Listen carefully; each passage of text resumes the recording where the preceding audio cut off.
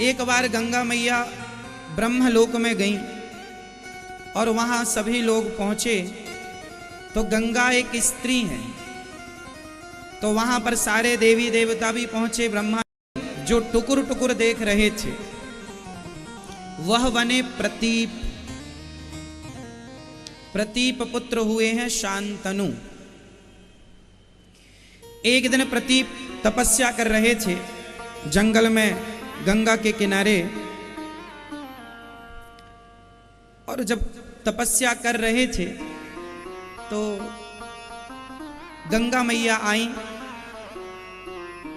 और प्रतीप जी के दाहिनी जंघा में आकर बैठ गई। और गंगा मैया ने कहा कि आप हमसे विवाह कर लो। तो प्रतीप जी ने कहा कि आप हमारी दाहिनी जंघा में आकर बैठी हैं, और यह दाहिनी जंघा जो दाहिना जो अंग है वह तो पुत्रों का अंग है, पुत्र पुत्रियों का। यहां हमारी बेटी बैठ सकती है। यदि तुम्हें मुझसे विवाह करना था तो मेरी बाईं जंघा में आके बैठना था, क्योंकि वामांग होती है ना स्त्री। तुम मेरी बाईं जंघा में आकर बैठती तो मैं तुमसे विवाह कर लेता। अब तुम मेरी दाहिनी जंघा में आकर बैठी हो, इसलिए तुमसे मैं विवाह नहीं करूंगा, पर मेरा बेटा है वह तुमसे विवाह करेगा। देखिए जरा कितनी बड़ी मर्यादा है ना, ये छोटी सी बात है कि एक गंगा मैया कितनी सुंदर रही होंगी, वह आकर बैठी ऑफर कर रही हैं हमसे विवाह करिए। और वह केवल इसलिए विवाह नहीं करते कि तुम मेरी पुत्र की जगह पर आकर बैठ गई हो, ये मेरी बेटी की जगह है, ये मेरे बेटा और मेरी बेटी इस जंघा में आके बैठते हैं। यदि बेटी मेरी दाहिनी जंघा में आकर बैठ जाए तो बाप अपनी बेटी से प्यार करता है, मेरी बेटी मेरी बेटी, और बाईं जंघा में बाईं तरफ पत्नी ही बैठेगी। ये मर्यादा है, कौन किस तरफ बैठेगा, किसकी जगह कहाँ है, ये शास्त्र मर्यादा में बांध के रखे हैं सब चीजें। तो तुम दाहिनी जंघा में आकर बैठी हो, इसलिए जाओ, मेरे बेटे से मैं तुम्हारा विवाह। गंगा मैया तैयार हो गई। प्रतीप पुत्र शांतनु से गंगा जी का विवाह संपन्न हुआ। गंगा मैया ने विवाह किया, पर एक शर्त थी। शांतनु जी से शर्त लगा दी कि मेरे जो भी गर्भ से संतान होगी सारे बच्चे मैं ले जाके गंगा जी में विसर्जन कर दूंगी, आप रोकिए मत। यदि आपने रोक दिया तो मैं आपको छोड़कर चली जाऊंगी। ठीक है, शांतनु जी बोले कोई बात नहीं। अब गंगा मैया की शांतनु जी से विवाह हुआ, दोनों पति पत्नी रहने लगे। कुछ दिनों बाद गंगा मैया गर्भवती हुई और गंगा मैया के सुंदर सा पुत्र हुआ। पुत्र हुआ तो बिना कुछ बोले वो अपने पुत्र को लेकर के गंगा जी में ले गई और विसर्जन कर दिया। शांतनु बड़े दुखी हुए, राम राम, हमारा बेटा बहा दिया, कोई सुख नहीं मिला, खिलाने का, लाड़ प्यार करने का कोई सुख नहीं। पर वचन था कि आप बोलेंगे नहीं कुछ। दूसरा बच्चा हुआ, उसे भी बहा दिया। तीसरा हुआ, उसे भी बहा दिया। चौथा हुआ, उसे भी। पांचवा, छठा, सातवां। जब आठवां पुत्र आया तो शांतनु को लगा ऐसे में हमारा वंश आगे कैसे बढ़ेगा, राजा कौन बनेगा, हम तो बूढ़े हो रहे हैं। रोक दिया, देवी खबरदार, हमारे पुत्र को अब आप गंगा जी में ना बहाओ, ये पाप ना करो। तो गंगा मैया ने कहा ये रहा आपका पुत्र, अब मुझे आज्ञा दो। शांतनु बोले आप मत जाओ। बहुत रोए शांतनु, मत जाओ गंगा, मत जाओ गंगा। पर गंगा मैया, अब आप कहेंगे गंगा तो पानी है, उससे कोई विवाह कैसे कर सकता है। अरे भाई समझो, गंगा मैया एक रूप से नदी के रूप में है और एक रूप से वह स्त्री के रूप में वह अपने गृहस्थी को निभा रही हैं। गंगा कोई नदी नहीं, गंगा माँ है, एक स्त्री, वो इनका रूप है ना। एक रूप से वो पानी के रूप में है और एक रूप से वह स्त्री के रूप से है। तो उनके 8वें पुत्र जब हुए तो श्री यही पुत्र आगे चल करके भीष्म पितामह कहलाए। गंगा पुत्र ये शांतनु के पुत्र क्या कहलाए, भीष्म पितामह छोटे से थे, माँ तो चली गई, माँ का लाड़ प्यार पितामह को मिला नहीं, तो पिता ही माँ की तरफ पालन करते थे। शांतनु ही भीष्म जी का पालन पोषण करते थे और आने वाले हस्तिनापुर के राजा भीष्म पितामह ही बनने वाले थे। तभी एक दूसरी घटना घट गई। वह घटना यह थी कि एक दिन शांतनु जा रहे थे तो उन्हें बड़ी खुशबू आई, तो वो खुशबू के पास जाकर देखें कि ये खुशबू आ कहां से रही है। तो जब जाकर देखा तो वह खुशबू एक मत्स्यगंधा नाम की कन्या से आ रही थी। एक कन्या थी जिसका नाम था मत्स्यगंधा, जिसे आगे चल के सत्यवती के नाम से दुनिया जानती है। तो सत्यवती नाम की एक कन्या थी, उनके शरीर से सुगंध निकलती थी। क्या निकलती थी? सुगंध। अच्छा, ये सत्यवती जो थी मत्स्यगंधा, यह एक केवट की, यह एक देवताओं की कन्या थी। देवताओं की कन्या थी। केवट को बचपन में नदी के किनारे मिली तो केवट ने पाल पोस कर कन्या को बड़ा किया। इनके शरीर से मछली की गंध, कहा जाता है देवता का तेज एक मछली ने ग्रहण कर लिया तो मछली गर्भवती हो गई और उस मछली को मछुआरे ने पकड़ के फाड़ा, उससे कन्या प्रकट हुई जो मत्स्यगंधा कहलाई। उनके शरीर से मछली की दुर्गंध निकलती थी, मछली की गंध निकलती थी। एक दिन वहां से महर्षि पराशर जी जा रहे थे तो उन्होंने मत्स्यगंधा को देखा और कहा कि यह मुहूर्त बहुत अच्छा है। यदि इस समय कोई स्त्री गर्भवती होगी तो उस समय उसके गर्भ से सारी दुनिया का कल्याण करने वाला पुत्र होगा। तो वह मत्स्यगंधा नाव चलाया करती थी, तो वो नदी से पार लोगों को लगाती। तो आज महर्षि पराशर नाव में बैठे और महर्षि पराशर जो थे उन्होंने कहा कि देवी, आज यदि तुम गर्भवती हो गई तो तुम्हारे गर्भ से समाज का कल्याण करने वाला पुत्र होगा। उन्होंने कहा महाराज कैसे हो सकता है, दिन है और चारों तरफ लोग देख रहे हैं ना। उन्होंने कहा मैं अभी दिन को ठीक करता हूं। तो संत ने अपने तप बल से उन्होंने कोहरा प्रकट किया, कोहरा छा गया, कोई अब किसी को देख नहीं सकता था और उसी नाव में वह मत्स्यगंधा गर्भवती हो गई। और जैसे ही गर्भवती हुई तो 9 महीने बाद नहीं, 9 घंटे बाद नहीं, तुरंत हाथों हाथ बच्चा प्रकट हुआ जो वेद व्यास जी कहलाए। भगवान नारायण ही व्यास रूप में प्रकट हो गए वेद व्यास जी। ये व्यास जी का प्राकट्य है। भगवान 24 अवतारों में भगवान का एक अवतार वेद व्यास जी का अवतार है। तो वेद व्यास जी प्रकट हो गए। अब महर्षि पराशर ने कहा कि जाओ, मैं तुम्हें आशीर्वाद देता हूं कि तुम फिर से कुंवारी हो जाओ। मत्स्यगंधा फिर से कुंवारी हो गई और कहा कि तुम्हारे शरीर से अब दुर्गंध नहीं आएगी, अब तुम्हारे शरीर से 100 योजन तक खुशबू ही खुशबू फैलेगी।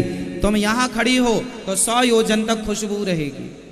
अब आप लोग कहें कि साधु ने क्या गलत कर दिया ना। देखिए, ये साधु संत हैं, ये त्रिकालज्ञ हैं। जो आदमी कोहरा प्रकट कर सकता है तुरंत, जो आदमी उनके शरीर से दुर्गंध मिटाकर सुगंध भर सकता है, वो कोई सामान्य नहीं हो सकता। अब यहाँ आप ये ना सोचिएगा कि कैसे साधु थे, बताइए उन्होंने मत्स्यगंधा के संग क्या किया। और आप ये ना सोचिए, क्योंकि अब बताइए आज के युग में क्या कोई स्त्री फिर से बच्चा देने के बाद कुंवारी हो सकती है? बोलो। पर संत ने किया। जैसे कुंती, जैसे द्रौपदी, जैसे तारा, जैसे मंदोदरी और 5वीं अहिल्या, ये 5 कन्याएं, ये जब चाहें तब अपने आप को कुंवारी कर लेती हैं, कुंवारी हो जाती हैं। 5 कन्याएं हैं। तो यहाँ पर मत्स्यगंधा को ये कह दिया गया कि आप तुम कुंवारी हो जाओगी सदा के लिए। अब तुम्हारा विवाह जिससे होगा फिर उसकी अर्धांगिनी बनोगी। तो यहाँ आप ये बिल्कुल ये ना सोचें कि साधु ने, ऋषि ने क्या किया। ये ऋषि मुनि हैं, ये जो करते हैं वह वेद व्यास जी सामान्य कोई पुरुष तो थे नहीं। अब बताइए किसी को तुरंत बच्चा पैदा हो सकता है कि आज ही गर्भाधान हुआ और आज ही बच्चा पैदा हो जाए? ये केवल एक निमित्त बनाया, क्योंकि संसार में भगवान को आना है ना, तो निमित्त तो बनाना पड़ेगा, किसी को माँ कहना पड़ेगा, तो निमित्त बनाया उन्होंने मत्स्यगंधा को और व्यास जी प्रकट हो गए। ये रहा मत्स्यगंधा और व्यास जी का प्राकट्य। इन्हीं मत्स्यगंधा जब गंगा मैया चली गई तो शांतनु ने मत्स्यगंधा से विवाह किया, जिनका नाम पड़ा सत्यवती। ठीक है, क्या नाम पड़ा? सत्यवती। लेकिन जो सत्यवती को पालने वाले जो केवट थे वो उनके पिता कहलाए। अब पालक तो पिता ही होता है। तो उन्होंने कहा किससे? स्वयं भीष्म पितामह से कहा कि सुनो भीष्म, तुम्हारी यह जो मां है, अब भीष्म पितामह की नई मां मत्स्यगंधा हो गई। उन्होंने कहा शांतनु से कि महाराज आप तो हमारी बेटी से विवाह कर लोगे मत्स्यगंधा से, लेकिन आपका राज्य तो ये गंगा का बेटा ही संभालेगा। शांतनु ने कहा बिल्कुल संभालेगा, यही संभालेगा। तो उन्होंने कहा मैं शादी नहीं करता, यदि आप मत्स्यगंधा सत्यवती के द्वारा उत्पन्न हुए पुत्र को यदि हस्तिनापुर का सिंहासन देंगे तब मैं अपनी बेटी का विवाह आपसे करूंगा, वरना नहीं करूंगा। तो शांतनु ने मना कर दिया, नहीं जी अब हम आपकी बेटी से विवाह नहीं करेंगे। तब भीष्म पितामह ने कहा पिताजी मुझे धन की कोई चाहत नहीं है, राज्य की कोई चाहत नहीं है, आपका विवाह करने का मन है आप कीजिए। तब शांतनु ने कहा वाह बेटा, तुमने पिता के लिए, पिता के सुख के लिए अपना राज्य का सुख भी त्याग दिया। वाह बेटा मैं प्रसन्न हूँ, जाओ तुम्हारा बाप तुम्हें आशीर्वाद देता है कि तुम्हें मृत्यु भी मार नहीं सकती, जब तक तुम्हारी इच्छा नहीं होगी तब तक मृत्यु तुम्हें मार नहीं सकती। तो भीष्म पितामह को इच्छा मृत्यु का वरदान उनके पिता ने दिया था। कोई आपसे प्रश्न कर दे कि भीष्म पितामह को इच्छा मृत्यु का वरदान किसने दिया था? भीष्म पितामह को इच्छा मृत्यु का वरदान किसने दिया था? उनके पिता शांतनु ने। अब पितामह ने कह दिया मैं राजा नहीं बनूंगा, शादी कर लीजिए। शादी हुई और सत्यवती के गर्भ से 2 बच्चे हुए, चित्रांगद और विचित्र वीर्य। समझिएगा, चित्रांगद और जोर से अभी पूछूंगा मैं आपसे, भूल मत जाइएगा, सारा पूछूंगा जो जो सुना रहा हूं, ध्यान से सुनिएगा। शांतनु के एक तो बेटा हो गए भीष्म पितामह। भीष्म पितामह ये गंगा से प्रकट भय, और सत्यवती से 2 पुत्र हुए शांतनु के। दोनों का नाम क्या है? चित्रांगद और विचित्र वीर्य। तो चित्रांगद का तो निधन हो गया, चित्रांगद एक बार युद्ध करते करते मारा गया, तो चित्रांगद की हिस्ट्री खत्म। अब बची विचित्र वीर्य की। विचित्र वीर्य के हुए 2 विवाह, अंबिका और अंबालिका। विचित्र वीर्य के कितने विवाह हुए? 2 विवाह। अब संयोग देखिए कि विचित्र वीर्य की पत्नियां तो हैं 2, पर संतान किसी को नहीं, संतान हुई नहीं, और विचित्र वीर्य भी चल बसे भगवान के घर। अब जो विचित्र वीर्य की मां थी, अच्छा शांतनु भी गुजर गए, शांतनु भी चले गए, शांतनु भी गए, विचित्र वीर्य भी गया। अब केवल परिवार में महिलाएं बची हैं। सत्यवती बची है, अंबिका और अंबालिका की सास।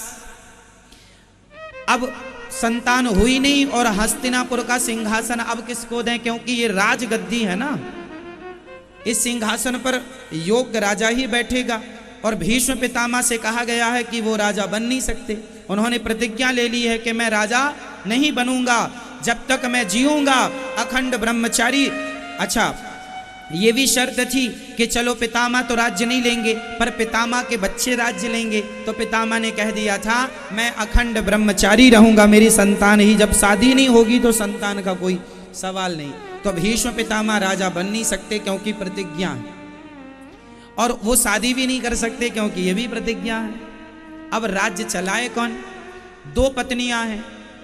अब पत्नियां क्या करेंगी? तब माता सत्यवती ने अपने बड़े बेटे को स्मरण किया। बताओ सत्यवती के बड़े बेटे कौन? जोर से, जोर से भैया बोलो। अभी बताया ना हमने पूरा। चित्रांगद तो मर गए, विचित्र वीर भी मर गए। अब कौन बचा? कौन बचा? वेदव्यास जी, जो कि शांतनु के विवाह से पहले ही उनका जन्म हो चुका था महर्षि पराशर के द्वारा। ठीक है, तो वेदव्यास जी का स्मरण किया मां सत्यवती ने, बेटा आओ। तो वेदव्यास जी रहते थे व्यास गुफा। आप कभी बद्रीनाथ जी जाएंगे तो वहां व्यास गुफा सरस्वती नदी के किनारे आज भी है। वेदव्यास जी वहां से आए और मां सत्यवती के चरणों में प्रणाम किया। मां क्या आज्ञा है? तब मां ने कहा बेटा ये सिंहासन खाली पड़ा है, 2 बहुएं हैं पर संतान तो है नहीं, अब तुम कुछ करो बेटा, संतान कैसे हो? तो वेदव्यास जी ने कहा कि मां कल अपनी दोनों बहुओं को हमारे पास भेज देना। वेदव्यास जी साक्षात नारायण हैं। भगवान वेदव्यास जी ने कहा मैं केवल अपनी दृष्टि मात्र से इन्हें स्पर्श कर दूंगा तो ये गर्भवती हो जाएंगी। जैसे देखो शास्त्रों की कुछ बातों पे आप लोग बिलीव नहीं करते, विश्वास नहीं करते। अरे कोई छूने से गर्भवती हो जाएगा? साइंटिफिक बातें आपको, साइंस समझने वाले को ये बातें गलत लगती हैं। लेकिन एक बात बताएं कि जहां इंसानों की बात होती है वहां तो ये कोई छूने से गर्भवती नहीं हो सकती महिला इंसानों के द्वारा, पर जहां भगवान की बात आती है, जहां भगवान, जो भगवान एक उंगली से गिरिराज उठा सकते हैं, जो भगवान जिनके रोम रोम में इतना सा मुंह खोला इतने से मुंह में पूरा ब्रह्मांड नजर आ सकता है, वो भगवान किसी को छू दें तो गर्भवती क्यों नहीं हो सकते? बिल्कुल हो सकता है। यहां तक कि भक्तमाल में कथा है कि भक्त नामदेव जी जो हैं, नामदेव जी की जो माँ थी, नामदेव जी की माँ को भगवान श्री कृष्ण ने ही स्पर्श करके गर्भवती कर दिया था। और नामदेव जी स्वयं भगवान नारायण के ही पुत्र हैं, ये समझो। नामदेव जी भगवान के पुत्र हैं। नामदेव जी के पिता, इनकी जो माँ थी, जब ये शादी के कुछ महीनों बाद, नामदेव जी की मां शादी के कुछ महीनों बाद इनके पति गुजर गए, तब भगवान की ये बहुत बड़ी भक्त थी। भगवान से कहा हमें पुत्र चाहिए, तो भगवान के द्वारा ही इन्हें पुत्र मिला। पति तो गुजर गए, अब पति जिनका ना हो और वह मां बन जाए तो समाज में तो कुछ लोग कहेंगे क्या हो रहा है, पर बाद में भगवान ने आकर कहा कि ये मेरा पुत्र है नामदेव। ये भक्तमाल में लिखा हुआ है। तो भगवान छू के किसी को गर्भवती कर दें ये कोई आश्चर्य नहीं है। वो करतुम अकर्तुम अन्यथा कर्तुम सर्व सामर्थ्य भगवान है। बोलो हाँ या ना? जिनके मुख में इतना सा मुंह खोल के पूरा ब्रह्मांड आप देख सकते हैं, वो कुछ भी कर सकते हैं कि नहीं? हाँ या ना? तो कोई संदेह है? तो व्यास जी महाराज आए और व्यास जी महाराज ने कहा बड़ी बहू को भेजना। पहले उस बहू को भेजा गया, अंबिका जिनका नाम था, अंबिका को भेजा गया। तो अंबिका जब गई तो वेदव्यास जी इतना तेजस्वी थे, वेदव्यास जी उनके तेज को देखकर, उनके स्वरूप को देखकर माता अंबिका ने आंखें बंद कर ली अपनी, और आंखें बंद की और व्यास जी ने उन्हें स्पर्श किया। स्पर्श से गर्भवती तो हो गई, परंतु मां सत्यवती से व्यास जी ने कहा मां बहू गर्भवती तो हो गई है, पर इसने आंखें बंद कर ली हैं, इसलिए अंधा बेटा पैदा होगा। बेटा तो होगा पर अंधा होगा। तो अंबिका के हो गए धृतराष्ट्र। अब सत्यवती ने दूसरी बहू को भेजा, तुम ना आंखें बंद कर लेना, जाओ। सत्यवती गई, सॉरी अंबालिका गई। अंबालिका जब गई तो अंबालिका जब गई तो वेद व्यास जी को देखकर इन्होंने आंखें बंद तो नहीं की, पर लाल पीली हो गई, पूरा शरीर पीला पड़ गया। इसलिए जब व्यास जी ने स्पर्श किया तो संतान तो हुई, पर शरीर पीला पड़ जाने के कारण जो बच्चा हुआ वो पांडु रोग, पांडु नाम तो था ही पर पांडु रोग भी होता है, जिसे सामान्य भाषा में पीलिया कहते हैं, है ना? कोई और रोग उस भाषा में कहते हो, कोई टीवी पीलिया कुछ भी आप कह लो। तो पांडु प्रकट तो भय पर रोग से ग्रसित थे। उन्हें क्या रोग था? पूरा शरीर उनका पीला सा पड़ जाता था, कोई रोग था। वो कौन सा रोग रहा होगा वो इस जमाने में जाना जाए, बस रोगी थे पांडु जी। इसलिए पांडु जी ज्यादा दिन जीवित नहीं रहे और धृतराष्ट्र अंधे थे। अब दोनों, अब सत्यवती ने कहा, व्यास जी ने कहा, बेटा ये दोनों हो तो गए हैं गर्भवती, पर दोनों बच्चे, एक अंधा होगा एक रोगी होगा, कैसे चलेगा? तो सत्य व्यास जी ने कहा इन दोनों में फिर से किसी को एक बार भेज दो। तो अंबालिका को कहा गया तुम फिर से जाओ। तो अंबालिका को कहा गया तुम जाओ। तो अंबालिका डर गई और अंबालिका नहीं गई, उसने अपनी दासी को भेज दिया, तू चली जा। तो दासी गई, तो दासी बढ़िया नाचती कूदती चली गई और गई। व्यास जी महाराज ने उसका स्पर्श किया, वो गर्भवती हो गई। और वो गर्भवती हुई तो उसके शरीर से, उसके गर्भ से एक दिव्य तेजस्वी ज्ञानवीर स्वयं विदुर जी महाराज प्रकट हो गए। तो धृतराष्ट्र, पांडु और विदुर जी, ये तीनों महापुरुष के जन्म की ये कथा है।